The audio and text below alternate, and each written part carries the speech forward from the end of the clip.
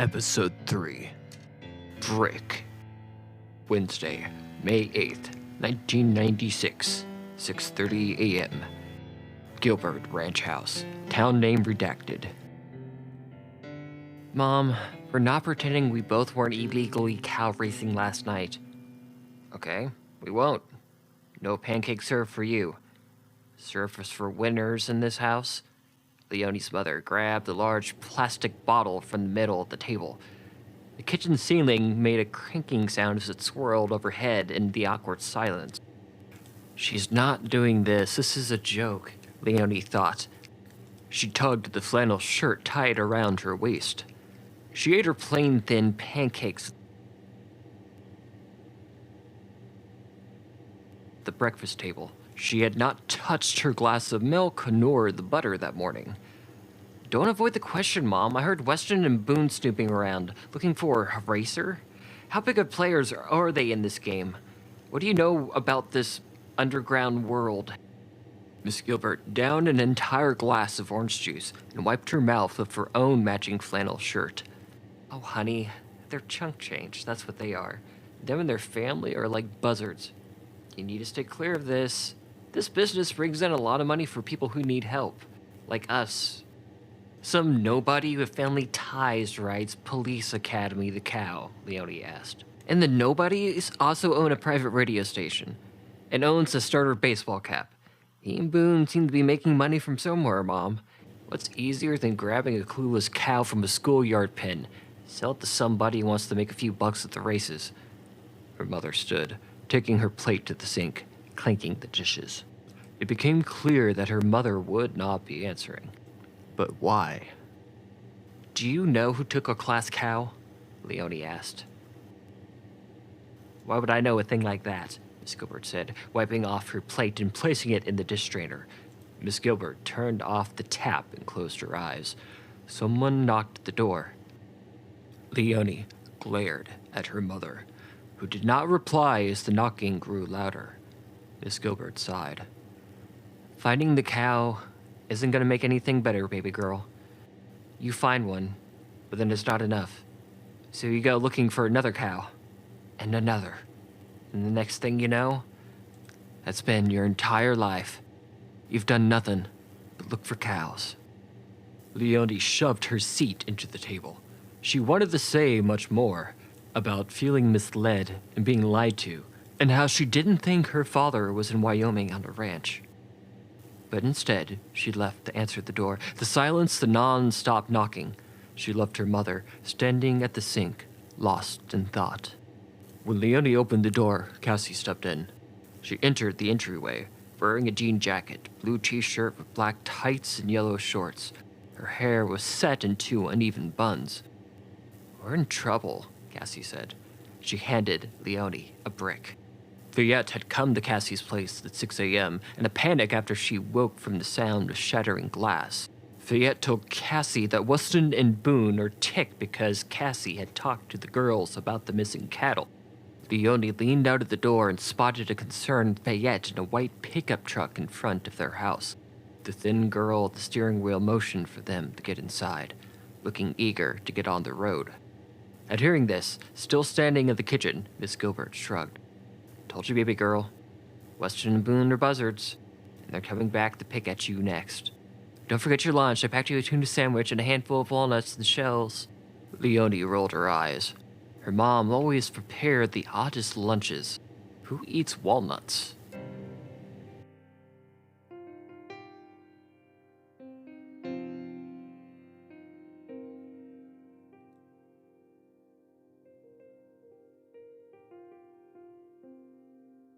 Rest stop, 7 a.m.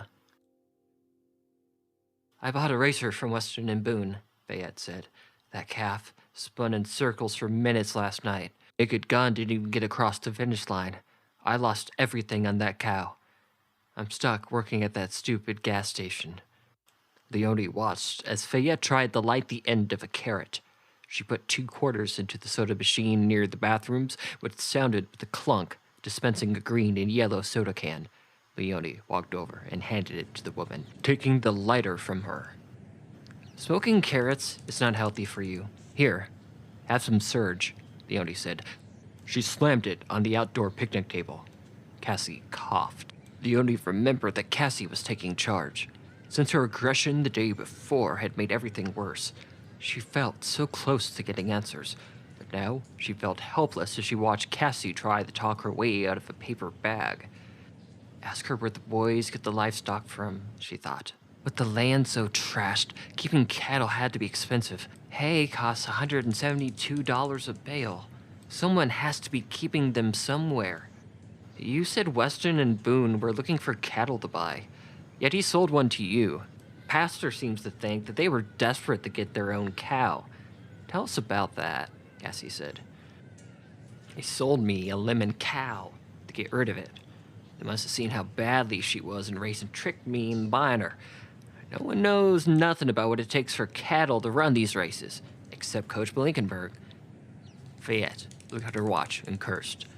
My shift is about to start at the station. We gotta get going. Cassie looked at her nails. We need to know who gassed up yesterday. I'm talking full tank. Has to get out of town, Phillips. Fayette looked like she had been caught off guard by this. Even Leonie felt the question was abrupt. Most of the regulars, Fayette said. Pastor Branson, of course, since he lives technically out of the county.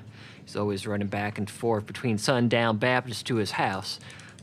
Casey Gilbert, Weston's uncle. I even saw Coach Blinkenberg twice. There's all of our suspects, Cassie said. Coach? He lives in town. Leonie scratched her head while deep in thought. Where's he going where he'd need that much fuel? I think we should ask him, Cassie said.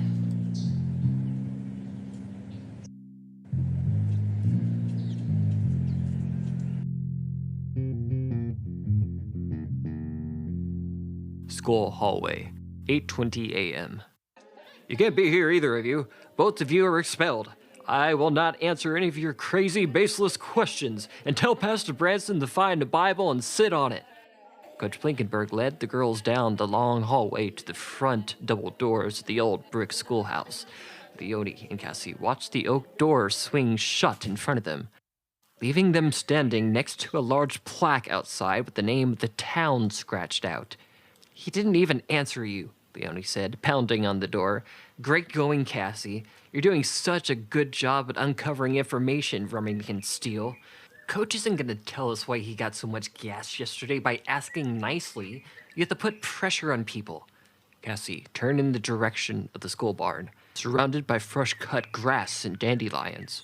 From the view of the cracked marble steps of the schoolhouse, they could see the old building where the cow had once been. I want another look at the cow pen. We missed something, Cassie said. Since we have time on our hands, my parents are at work. We've seen it. There's nothing to learn there. You're taking us in the wrong direction, Leonie said. And you ticked off the dude bros enough to start throwing bricks. You can't stand not being in charge of everything. We don't need to do everything together. I'll check the barn. You go to whatever. Beat a confession out of someone. Go do a handstand over a pitchfork, Leonie shouted. At least I can do one, vampire girl. You know the Gopher Canyon job requires you to lift 50 pounds, right? Cassie shouted, tromping across the football field with patchy brown turf with the bunny logo painted in the center. Great, Leonie thought as she walked into the parking lot. I'm not getting anywhere hanging out with her. Tiny flowers bloomed out of the cracks between the parked white trucks. On the dashboard of one of them, she recognized the extra credit flyer that the coach had handed her the day before. As she drew near, she realized the windows of the truck were left cracked open, but not enough for someone to reach inside to unlock the door. In the seats were piles of candy wrappers and junk food boxes, with a blanket and a pillow in the back. It looks like he sleeps in here, she thought. He has a house on 3rd Street. Why would he do that? I know he's a teacher, but that's excessive. Trying the handle, she looked around.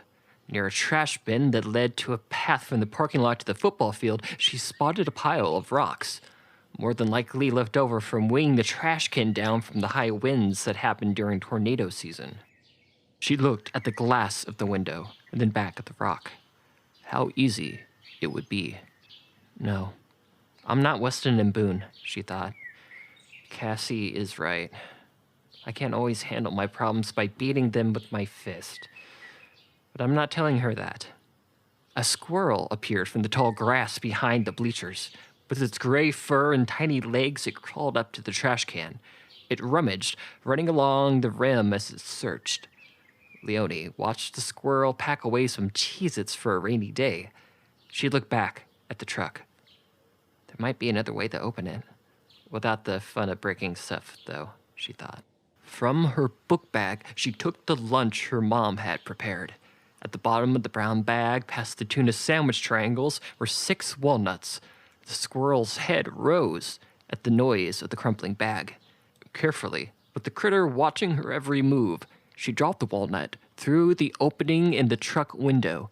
The nut fell onto the brown and tan-pleated seat cover. Leonie cursed and unwrapped her sandwich. As she chewed, she took another nut. She tried dropping it again, being more careful to slowly release it so that it came to rest on the latch. She backed away. The squirrel climbed through the truck window and took the nut, placing it in its mouth, causing its cheeks to puff out. It propelled itself onto the plastic latch and leapt out of the vehicle. The truck unlocked. Leonie threw up her hands in triumph. After opening the door, she checked the glove box. Apart from the truck's registration, she found several sheets of paper and several rolls of cash. On each note, written in red in Coach's handwriting, were the names like The English Patient and Tom Cruise. That's not nice, Leonie thought. He's not a cow. I like Tom Cruise. He's a good actor and a good person. What has the coach been doing after school hours? She checked the papers again, finding the name Jefferson Blinkensburg written at the bottom of each one. He's selling cows. It'd be weird if he was documenting stolen cattle, she thought. She found a slip with the name Police Academy on top, sold to one Pastor Branson for $500. Ouch, she thought. That's a lot of money for a cow he called a concrete block. A voice called out. She placed the papers back in the glove box and locked the door. Cassie appeared from the path. You have fun wasting your time? Leonie asked.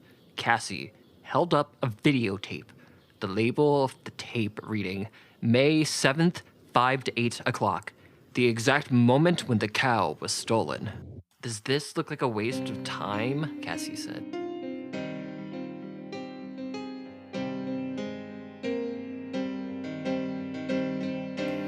Radio Shack, 9:20 a.m. That's how Coach knew I fought with Mooberly. Leonie lifted a box of transistors for a moment. Cassie searched the back row of the store. He's dealing cows, Cassie said. Can we agree to call them all moosters, like roadsters? Leonie asked. No. Cassie inserted the tape into the gray and brown VHS player in one of the display televisions. The machine clunked and began to play. They saw Leonie on the screen from the camera's raised point of view. She carried water back and forth to the pen. Cassie splashed water on Leonie. People strode by the girls watching the tape, looking at the electronics and markdowns. You didn't even try to hit the trough, Leonie sneered, pressing the fast-forward button. Cassie pointed to the screen. The barn door opened.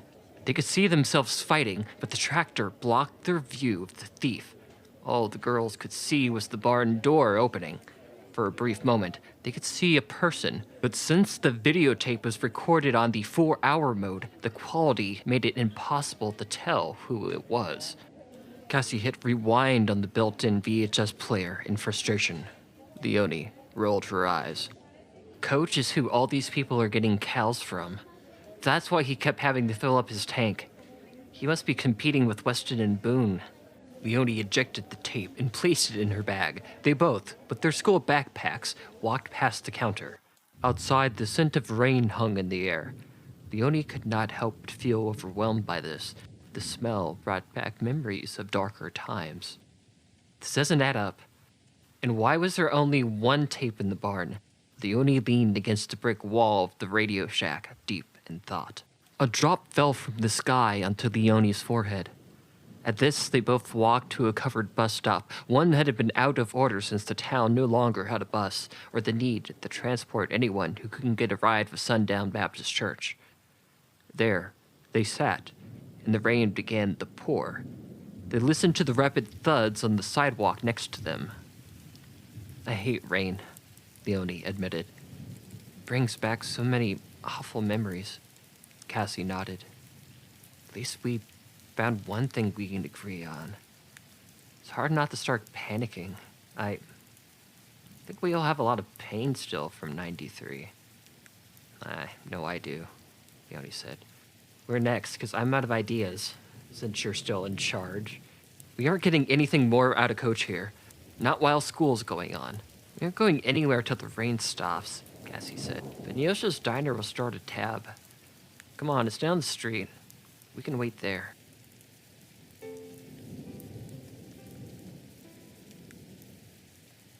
Nyosho's Diner, noon. Leonie could not get over how gross apple pie looked with the sunny side egg on top, its yolk dripping into the crunchy crust and baked apples. They had sat for hours, trying to make small talk until the rain passed. I'm going to offer you another bite to see the look on your face again, Cassie said, reaching out to give her a try. Of course, Leonie drew back at this. Stop. The song changed on the jukebox. The quiet little diner had once been the draw of the main street, but now an older man ran the place, always standing in front of a grill taking orders, delivering food himself. Since business had gotten so bad over the years, he had to let his staff go, like everyone else in town. A bell chimed. 2 boys walked into the restaurant.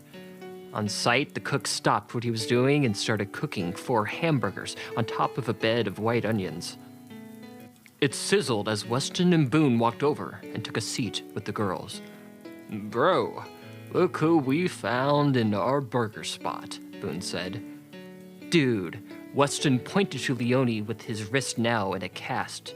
It's the ones who lost me a lot of money last night. Look who it is, Cassie, Leonie said, the numbskulls throwing bricks into people's houses. That's illegal, you know. If you have a message to send, you should have sent it to me, not Fayette. Weston and Boone looked at each other. Nope.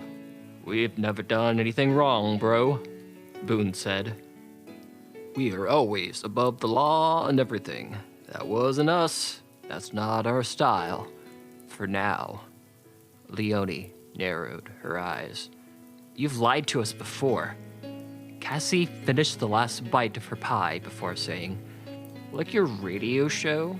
Bro, that's how they found us last night, Boone said. They found our secret show. The cook brought over 2 double cheeseburgers and sodas for the boys. They thanked him, and they leaned back in the booth. No more bull, Leonie said. The threats stop here. Where were you 2 around 5:20 yesterday? Boone ate a fry and sipped on his soda. We were on the air, at our broadcasting spot with the cart, like every weekday. You can ask all of our listeners. The cook told Cassie that he could confirm that, as he always tuned in to the show when there weren't any customers in the place.